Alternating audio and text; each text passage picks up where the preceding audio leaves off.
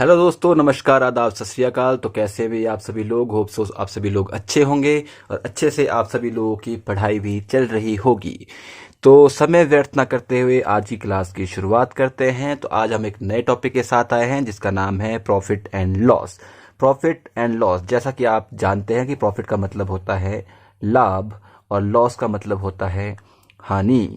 ठीक है जी। Profit and loss में हम अलग अलग टाइप के हम क्वेश्चंस करेंगे। बेसिक से शुरुआत करते हैं, लेकिन उससे पहले मैं आपको कुछ कंसेप्ट्स क्लियर कर लेता हूं। ठीक है जी। देखिए, प्रॉफिट एंड लॉस तो हमने पढ़ना है, उसके क्वेश्चन भी करने हैं, लेकिन प्रॉफिट एंड लॉस हो किस चीज के ऊपर रहा है, सबसे पहले ये समझना बहुत ज्यादा जरूरी है। ठीक है जी। तो चलिए एक कहानी आपको सुनाता हूँ। एक बार क्या होता है, एक अजय नाम का व्यक्ति होता है और वह बाजार जाता है एक शर्ट खरीदने के लिए कि भैया मेरी शर्ट तो पुरानी हो गई है, अब मुझे बाजार जाना है, शर्ट खरीदना है। और दुकानदार होता है, यहाँ पर एक दुकानदार ने दुकान खोली होती है और शर्ट बेच रहा होता है। वो दुकानदार बोलता है, दुकानदार जाकर बोलता है कि भैया मुझे शर्ट चाहिए, तो भैया कितने में दोगे? तो उसने दुकानदार ने उसको शर्ट जो दी, उसने वो 200 रुपये में इसको दे दी। मतलब 200 रुपये में किसी दुकानदार ने उसको वो चीज़ बेच दी। तो उसको क्या बोलते हैं, जितने में उसको बेची उसको बोलते हैं हम, जिस मूल्य के ऊपर दुकानदार ने अजय को शर्ट दी है उसको क्या बोलते हैं हम, विक्रय मूल्य। विक्रय मूल्य बोले तो सेलिंग प्राइस। ठीक है, सेलिंग प्राइस को हम शॉर्ट में एसपी लिख देते हैं। तो ये हो गया जी एसपी। ठीक है जी। अब आपको क्या लगता है कि जो 200 रुपये में इसने शर्ट दी है दुकानदार ने अजय को, क्या अजय को भी वह उतने में ही पड़ी होगी? आई मीन टू से कि अगर 200 रुपये में दुकानदार ने अजय को वो शर्ट दी है तो क्या दुकानदार को 200 रुपये में ही पड़ी होगी? नहीं। अगर 200 रुपये में ही दुकानदार को पड़ी है, 200 रुपये में ही उसने बेची है, तो भैया दुकानदार तो कंगाल हो जाएगा। तो उसका दुकान खोलने का फायदा क्या होगा? ठीक है जी। तो अगर 200 रुपये में उसने उसको बेचा है तो किसी ना किसी मूल्य के ऊपर उसने खुद भी खरीदा होगा उसको, दुकानदार ने। उस मूल्य को क्या बोलते हैं? उस मूल्य को बोलते हैं क्रय मूल्य या फिर लागत मूल्य। ठीक है, उसको हम इंग्लिश में बोलते हैं कॉस्ट प्राइस, जिसको हम सीपी भी बोल देते हैं शॉर्ट फॉर्म में। मतलब एक कॉस्ट प्राइस, एक लागत मूल्य के ऊपर कोई दुकानदार कोई चीज लाता है, अपने दुकान में रखता है, फिर उसको उसका एक एसपी मतलब सेलिंग प्राइस निर्धारित करता है। मान लो वह उसको शर्ट पड़ी होगी 150 रुपये में। ठीक है जी। फिर उसने 200 रुपये में उसको अजय को बेच दिया। अब जो बचा हुआ बीच में जो उसको प्रॉफिट हुआ 50 रुपये का, उसको क्या बोलते हैं हम? प्रॉफिट बोलते हैं। ठीक है जी। पर कई बार ऐसा होता है कि आप कोई चीज़ लाते हैं, जैसे आपने 150 रुपये में खरीद ली और गलती से आपने उसको 200 रुपये की जगह 100 रुपये में बेच दिया, तो 50 रुपये की हानि भी हो जाती है। ठीक है, यहाँ पर उसको क्या बोलते हैं? इसको बोलते हैं हानि। और जो 50 रुपये में का लाभ हुआ उसको बोलते हैं हम प्रॉफिट। ठीक है जी, समझ आया ये क्या चीज़ होती है? कॉस्ट प्राइस और सेलिंग प्राइस मैंने आपको क्लियर कर दिया है। दो चीज़ें होती है भैया, कि दुकानदार जिस मूल्य के ऊपर कोई चीज़ खरीद के लाता है उसको कॉस्ट प्राइस बोलते हैं, जिस प्राइस के ऊपर उसको पड़ता है, जो उसका लागत मूल्य है, जो कॉस्ट प्राइस उसका होता है। फिर जो सेलिंग प्राइस मतलब जिस मूल्य के ऊपर उसको बेचता है, ठीक है जी, वो उसका सेलिंग प्राइस होता है किसी भी वस्तु का, चाहे वो शर्ट है, कुछ भी प्रोडक्ट है। ठीक है। फिर क्या हुआ, थोड़े टाइम बाद मार्केट में एक नई चीज़ और आ गई। आप सभी लोगों को पता है कि अब क्या है, अजय भी अब चालाक हो गया है कि अब अजय को क्या चाहिए, और भी सस्ता चाहिए। तो ये क्या जाता है, इस बार दुकान में जाता है फिर से अजय कि भैया इस बार मुझे पैंट चाहिए, तो ऐसा करो मुझे पैंट दे दो। अब उस पर पता लग गया भाई। अब अजय ने भी क्या है, प्रॉफिट एंड लॉस पढ़ लिया कि ऐसा कोई कंसेप्ट होता है। फिर अजय भी जाता है दुकान पे, उसको पता है कॉस्ट प्राइस की दुकानदार को तो भी सस्ते में पड़ती है, क्यों ना मैं उससे कम करवा लूँ। तो इस बार जाता है फिर से एक शर्ट खरीदने के लिए और बोलता है दुकानदार दुकानदार भाई मुझे क्या दिखाइए, शर्ट दिखाइए। दुकानदार बोलता है 200 रुपये की है भैया, लोगे? अजय बोलता है अरे इसको तो ये कम में पड़ती है, क्यों ना मैं इसको कम करवा दूं। भैया 180 में दोगे? भैया 150 में दोगे? ऐसे रेट कम करता रहता है। फिर दुकानदार को फिर अजय बोलता है, यार दुकानदार सोचता है यार क्यों ना, अब तो मेरे को कुछ ज़्यादा ही मतलब पहले मैं 50 रुपये कमा रहा था, इस बार तो ये इसने 180 रुपये में ले गया। इस बार तो मेरे को 30 रुपये का ही लाभ हुआ, पहले मेरे को 50 रुपये का लाभ हो रहा था। तो उसने क्या किया, अब मार्केट में नई चीज आई जिसको उन्होंने क्या किया, अब उसने क्या बोला कि 200 रुपये की जगह उसको कितने में बोला कि ये 250 रुपये की है जी। इस 250 रुपये को क्या बोल दिया हमने, मार्केट प्राइस। ये क्या है, हमारा मार्केट प्राइस आ जाता है कि दुकानदार ने अब वो चीज जो है बढ़ा चढ़ाकर बता दी। कि नहीं भाई अब वो 200 रुपये की शर्ट नहीं है, 250 रुपये की है। फिर अजय क्या बोलेगा, अब जगह जी 200 रुपये में दे दो, फिर भी उसको कितने का फायदा हो गया, इस बार उसको 100 रुपये का फायदा हो गया, क्योंकि उसका लागत मूल्य कितना था, 150 रुपये। तो एक नई चीज़ आई मार्केट में जिसको बोलते हैं मार्केट प्राइस। तो मैंने आपको 3 चीज़ें अभी बताई। कौन कौन सी चीज़ें बताई मैंने, बताई आपको, सबसे पहले बताई मैंने सीपी जिसको बोलते हैं हम कॉस्ट प्राइस, फिर बताया मैंने आपको एसपी जिसको बोलते हैं हम सेलिंग प्राइस, फिर उसके बाद बताया मैंने एमपी जिसको बोलते हैं मार्केट प्राइस। ठीक है जी। फिर जो कॉस्ट प्राइस है वो कम होगा एसपी से, तो उसको प्रॉफिट हो जाएगा। ठीक है जी, फिर क्या हो जाएगा, इसको प्रॉफिट हो जाएगा। अगर कॉस्ट प्राइस ज़्यादा हो जाएगा एसपी से, तो उसको क्या हो जाएगा, लॉस हो जाएगा। और एमपी होता है, एमपी हमेशा सीपी से और एसपी से हमेशा ज़्यादा ही होता है, तो एमपी पे क्या मिलता है, डिस्काउंट मिलता है। जैसे क्या बोला उसने कि 250 रुपये की है भैया, ठीक है, तुम्हारे को, तुम जैसे बंदे आए हैं अब इस बार, तो फिर इस बार क्या हुआ, तीसरी बार ऐसा होता है कि अजय को क्या पता लग जाता है, मैंने आपको डिस्काउंट के बारे में नहीं बताया तो बता देता हूँ।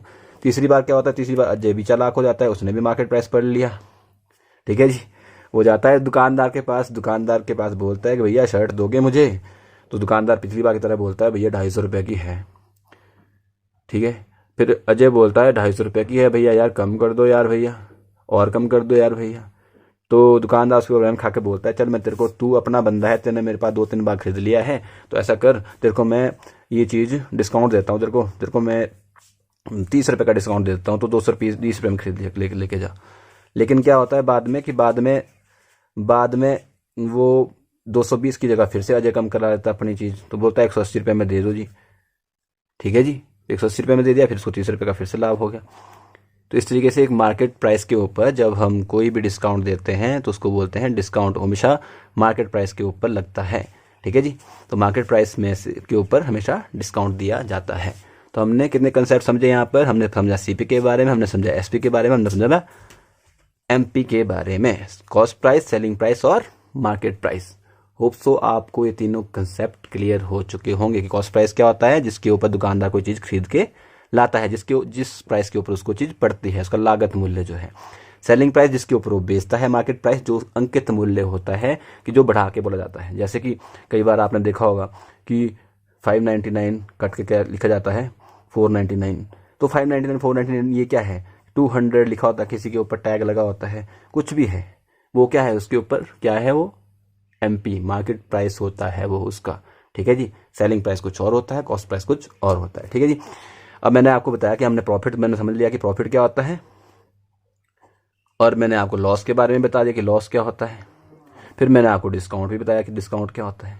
ठीक है, कि जब एसपी ज़्यादा होता है सीपी से तो प्रॉफिट हो जाता है, और जब एसपी कम होता है सीपी से तो लॉस हो जाता है। ठीक है जी, मतलब सेलिंग प्राइस मान लो 150 रुपये में खरीदी थी, 200 रुपये में बेच दी, तो 50 रुपये का क्या होगा, प्रॉफिट हो गया। अब 150 रुपये में खरीदी थी, 100 रुपये में बेच दी, तो 50 रुपये का लॉस हो गया। वैसे ही अगर 200 रुपये अंकित मूल्य था, फिर ठीक है, फिर उसने फिर वो चीज़ 150 रुपये में बेच दी। ठीक है, 150 रुपये में बेच दी, अब ना प्रॉफिट हुआ ना लॉस हुआ, बिकॉज डिस्काउंट दे दिया उसने, कितने का, 50 रुपये का डिस्काउंट दे दिया। या 200 रुपये अंकित मूल्य रखा था, 180 रुपये उसने उसके ऊपर मतलब 20 रुपये उसके ऊपर डिस्काउंट दे दिया, फिर उसको 150 रुपये में बेच दिया। ठीक है, फिर उसको और ज़्यादा फायदा हो गया।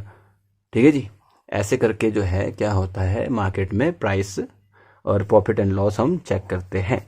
चलिए अब ज़्यादा दिमाग इसके ऊपर खपत ना करते हुए हम थोड़ा सा कंसेप्ट समझते हैं कि प्रॉफिट होता क्या है, टर्मिनोलॉजी क्या है। प्रॉफिट निकालना अगर हमने तो कैसे निकालेंगे, एसपी में से हम क्या करेंगे, सीपी घटा देंगे। जैसे मैंने आपको बताया था कि प्रॉफिट निकालना हो तो एसपी कितना था, कितने में बेचा दुकानदार ने, 200 रुपये में बेचा, कितने में उसने खरीदा था, 150 में खरीदा था, कितने का प्रॉफिट हुआ, 50 रुपये का क्या हो गया, प्रॉफिट हो गया।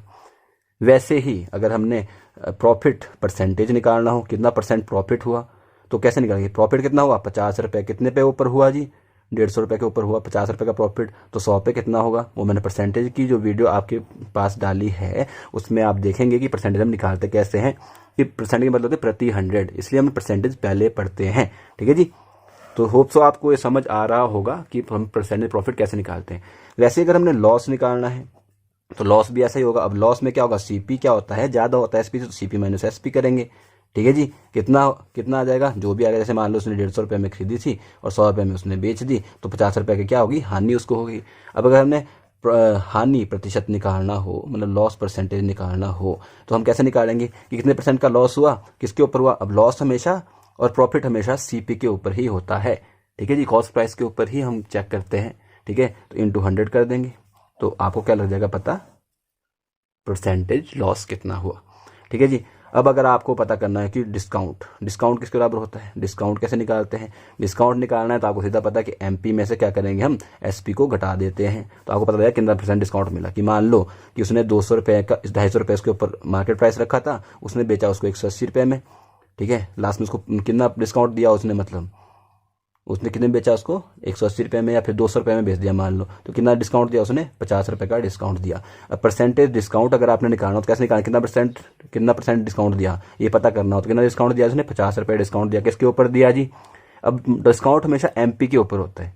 ठीक है जी, तो हम एमपी के ऊपर निकालेंगे, कितना डिस्काउंट कितना दिया, कितने के ऊपर दिया, एमपी के ऊपर दिया, तो 100 के ऊपर कितना होगा, ये आपका परसेंटेज डिस्काउंट का फॉर्मूला होता है। ठीक है, यहाँ कितना 50/250, इसमें अंकित मूल्य था, और 100 पे कितना होगा ये आपको निकाल सकते हैं। ठीक है जी, अब हम इससे जब क्वेश्चन करेंगे तो आपको ये और चीज़ें अच्छे से और ज़्यादा समझ में आएंगी। देख लीजिए जी, सबसे पहली बात ये है कि जब भी हम परसेंटेज अगर हमारी क्लियर है तो हम प्रॉफिट एंड लॉस को अच्छे से समझ सकते हैं।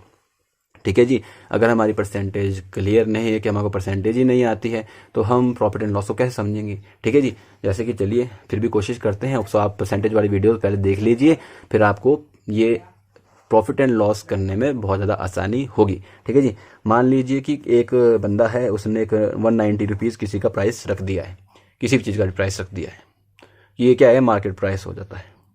कि एक बंदा है 190 रुपये में उसका मार्केट प्राइस है, उसने क्या किया, उसके ऊपर 30 रुपये का डिस्काउंट दे दिया है। ठीक है जी, और उसके ऊपर 40 रुपये का प्रॉफिट होता है। कितने का प्रॉफिट होता है, 40 रुपये का प्रॉफिट होता है जी, और 30 रुपये का उसने उसके ऊपर डिस्काउंट दिया होता है। तो अगर हमने एसपी या सीपी निकालना, कैसे निकालेंगे, 30 रुपये का प्रॉफिट उसने डिस्काउंट दिया है, तो डिस्काउंट हमेशा एमपी पे लगता है, तो 30 रुपये का डिस्काउंट एमपी पे हुआ तो 160 रुपये में उसने उसको बेचा होगा। अगर उसके ऊपर प्रॉफिट हुआ है 40 रुपये, तो मतलब 160 में से अगर 40 घटा दूँ तो 120 रुपये क्या आ जाएगा, उसका कॉस्ट प्राइस आ जाएगा। ये हम इसको पता कर सकते हैं कि इसका कॉस्ट प्राइस कितना है, 120 रुपये की चीज़ थी, 190 रुपये का अंकित मूल्य था, 160 रुपये उसका क्या हो जाएगा, सेलिंग प्राइस था। ठीक है जी, ये चीज़ आपको क्लियर हो गई होगी। ठीक है जी, अब जैसा कि मैंने आपको परसेंटेज की वीडियो में समझाया था कि अगर आपको परसेंटेज निकालना अगर आता है तो आप क्या कर सकते हैं, क्वेश्चन को अच्छे से कर सकते हैं। जैसा कि मैंने आपको बताया कि 25%, ठीक है, तो उसका मतलब क्या होता है, 25/100 होता है, तो मतलब 1/4। ठीक है जी, और फिर वैसे ही 12.5% यहाँ से निकाल लूँ अगर मैं, तो 1/8 हो जाता है। ऐसे 6.5% यहाँ से मैं निकाल लूँ, 6.2% सॉरी, इसका आधा जो होता है 1/16 हो जाता है। ठीक है जी, वैसे वैसे करके हम आगे को उसमें जो मैंने आपको कल बताया था उस तरीके से अगर हम इसको करेंगे, अगर हम समझेंगे, तो आपको आसानी हो जाएगी क्वेश्चन करने के लिए। कैसे आसानी हो जाएगी, मैं आपको बोल दूं क्वेश्चन के अंदर कि भैया ऐसा है कि मैंने आपको किसी चीज़ के ऊपर 25% डिस्काउंट दिया हुआ है, आप मुझे उसका कॉस्ट प्राइस बताओ। अभी हम ऐसे क्वेश्चन आगे करेंगे, तो चलिए समय व्यर्थ ना करते हुए अपना क्वेश्चन की शुरुआत ही क्यों ना कर ले अगर हम यहाँ से। तो मैंने आपको सब कुछ बता दिया है, तो अब शुरुआत करते हैं। आपके सामने पहला क्वेश्चन है कि भैया by selling a cab for $306 Aman gain 6.25% का profit and what will be the cost price of the cab. उसने क्या बोला कि भैया 6.25% का क्या होता है, उसको प्रॉफिट होता है। क्या होता है, प्रॉफिट होता है अमन को। ठीक है, और उसने सेलिंग प्राइस कितना दिया हुआ है कि $306। तो आपको बताना है कि कैब उसको कितने की पड़ी, मतलब कॉस्ट प्राइस आपको बताना है। अब देखने के लिए तो क्वेश्चन बहुत ज़्यादा टफ है, लेकिन अगर आपने परसेंटेज अच्छे से किया है और आपने कंसेप्ट अच्छे से समझा है तो आप अच्छे से कर लेंगे। उसने क्या बोला, ठीक है भैया 6.25%, 6.25% का मतलब कितना होता है, आपको मैंने अभी बताया 1/16 होता है। 6.25% का मतलब क्या होता है, 1/16 होता है। उसने क्या किया, 6.25% क्या हुआ, उसको गेन हुआ, मतलब प्रॉफिट हुआ, मतलब 16 पे 1 का गेन हुआ। मतलब कोई चीज़ उसने 16 रुपये में खरीदी होगी तो 17 रुपये में उसने बेची होगी, तो 1 रुपये का गेन हुआ, 16 पे 1 का गेन हो गया। तो ये क्या हो गया, इसका सीपी हो गया, इसका एसपी हो गया। ठीक है, अब देखो यहाँ पे 17 रुपये में बेची थी, लेकिन एक्चुअल में उसने बेची कितने के ऊपर थी, 306 रुपये में बेची थी। तो आप इसको 17 की वैल्यू कितनी आ गई, यहाँ से 17 की वैल्यू 306 आ गई, तो 1 की वैल्यू कितनी हो जाएगी, 17 एकम 17, 17 अठे 100, जितना भी हुआ, कितना हुआ 136। तो 17 अठे 136 होता है, 136 होता है ना। ठीक है, एक की वैल्यू कितनी आ गई यहाँ से 18 आ गई। अगर एक की वैल्यू 18 है तो आपने कॉस्ट प्राइस ही पूछा था उसने, कॉस्ट प्राइस कितना है उस कैब का, तो एक की वैल्यू अगर 18 तो 16 की वैल्यू कितनी हो जाएगी 16 गुना 18, कितना होता 16 गुना 18, 16 अठे 16 एकम 16 और 12 $288, ये क्या हो जाएगा इसका आंसर हो जाएगा। तो ऐसे आप क्या है जो इस टाइप के क्वेश्चंस कर सकते हैं। चलिए एक क्वेश्चन और करते हैं, एक क्वेश्चन और करते हैं, 2-3 क्वेश्चन और हम इस टाइप के करेंगे तो आपको और ज़्यादा अच्छे से क्लियर हो जाएगा। दूसरा क्वेश्चन क्या है कि by selling watch for $297 Amit incurs loss of, दूसरा क्वेश्चन क्या है कि 8.33% का लॉस होता है, find the cost price of the watch for Amit, कि लॉस कितने का हुआ जी 8.33% का लॉस हुआ है, ठीक है जी।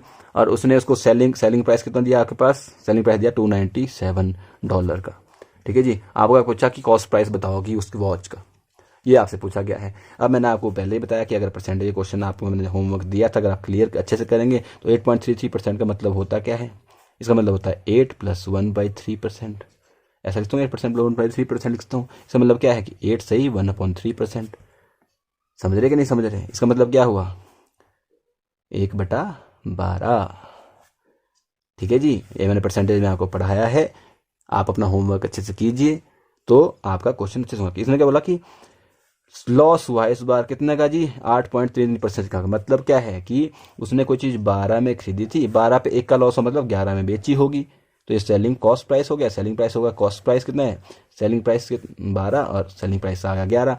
अब 11 में कोई चीज़ बेची थी, एक्चुअली कितने बेची 297 में, तो यहाँ से आप निकाल सकते 11 दूनी 22, 11 से 77, एक की वैल्यू कितनी आ गई 27, तो 12 की वैल्यू कितनी होगी 12 × 27, 12 7 83, 12 दूनी 24 8, 24 और 8 32, $324 क्या हो जाएगी उसकी, उसका आंसर हो जाएगा 324 जो है उसका कॉस्ट प्राइस आपने निकाल लिया है। तो देख लीजिए आपने परसेंटेज जैसे किया है तो कितना टफ क्वेश्चन हो आप उसको आसानी से जल्दी जल्दी कर सकते हैं और अपना समय बचा सकते हैं।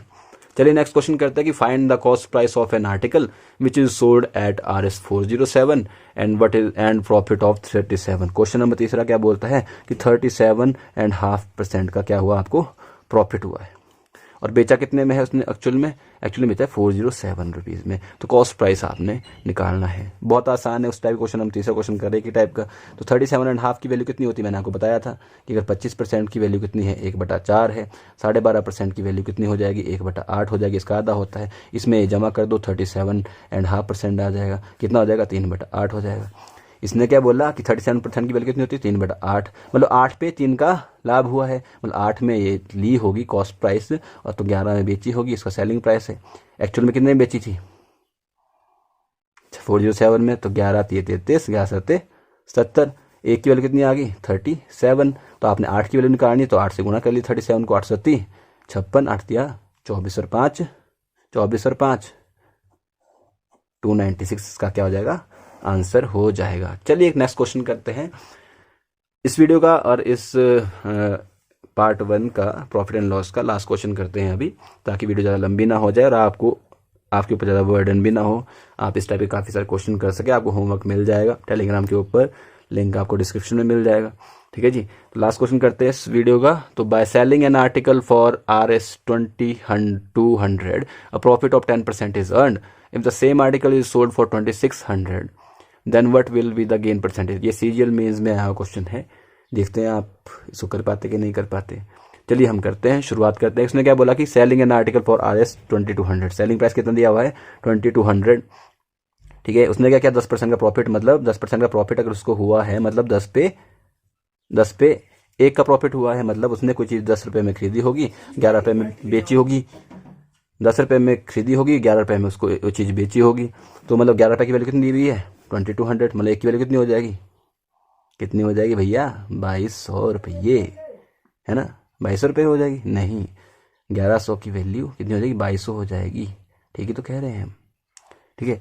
11 की वैल्यू कितनी है 2200, मतलब कितने से गुणा किया होगा 11 दूनी 200 से किया होगा, 200 से गुणा किया होगा, तो 10 की वैल्यू कितनी हो जाएगी यहाँ पे 2000 हो जाएगी, 2000 क्या आ जाएगा कॉस्ट प्राइस हो जाएगा। इसने क्या बोला नेक्स्ट कि अगर ये आर्टिकल 2600 रुपये में बेचता तो कितना परसेंट गेन होता। अब इसने ये आर्टिकल कितने बेचा, 2600 रुपये में बेचा, तो कितना प्रॉफिट हुआ, 600 का प्रॉफिट हुआ। ठीक है, एक तरीका ये है इसको करने का, 600 रुपये का प्रॉफिट हुआ, कितने के ऊपर हुआ कि 600 रुपये प्रॉफिट 2000 के ऊपर।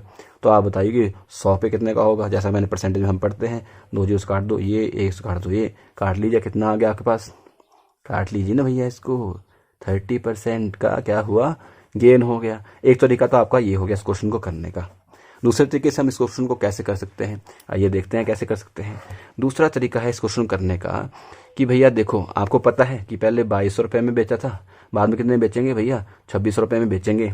ठीक है, तो यहाँ से वैल्यू कितनी आ गई, कितनी वैल्यू आ गई, 11 पर गया, और 11/13 की क्या आ गई, यहाँ पे रेशो आ गई।